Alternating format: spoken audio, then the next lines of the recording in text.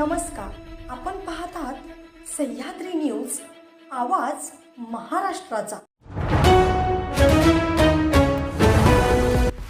राष्ट्रवादीचा बालेकिल्ला ढासळला, उदयनराजेंचं कमबॅक। पश्चिम महाराष्ट्रात प्रतिष्ठा आणि चुरशीच्या ठरलेल्या सातारा लोकसभा मतदारसंघात खासदार उदयनराजेंनी आमदार शशिकांत शिंदे यांना पराभूत करत आपणच सातारचे राजे असल्याचे दाखवून दिले।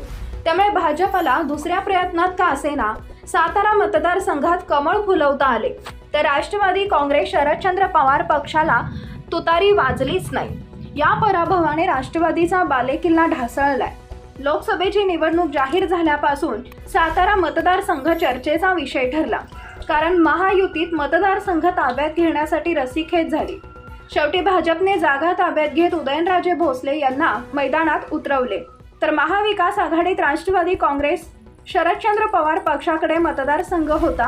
पण विद्यमान खासदार श्रीनिवास पाटील यांनी माघार घेतल्याने लढणार कोण हा प्रश्न होता। शेवटी आमदार शशिकांत शिंदे यांच्यावर शरद पवार यांनी विश्वास दाखवत निवडणूक चुरशीची निर्माण केली। या निवडणुकीत एकूण 16 उमेदवार रिंगणात होते, पण खरी लढत भाजपचे उदयनराजे आणि राष्ट्रवादीचे शशिकांत शिंदे यांच्यातच झाली। निवडणुकीचे अंतिम चित्र स्पष्ट झाल्यानंतर भाजप तसेच राष्ट्रवादीनेही प्रचारात कोणतीच कसर ठेवली नाही। विशेष करून दोन्ही पक्षाच्या उमेदवारांनी कराड भागावरच लक्ष केंद्रित केल्याचे दिसून आले। तर या निवडणुकीच्या निमित्ताने पंतप्रधान नरेंद्र मोदी, राष्ट्रवादीचे अध्यक्ष शरद पवार आदींसह राज्यातील दिग्गज नेत्यांच्या सभा झाल्या। त्यामुळे निवडणुकीत चुरस वाढली। तसेच कुणी उमेदवार जिंकला तरी त्यांचा काठावरचाच विजय असणार हे स्पष्ट झालं होतं। त्याचप्रमाणे सर्व घडून आले। या निवडणुकीत उदयनराजेंनी बाजी मारून राष्ट्रवादीच्या बालेकिल्ल्याला जोरदार हादरा दिलाय।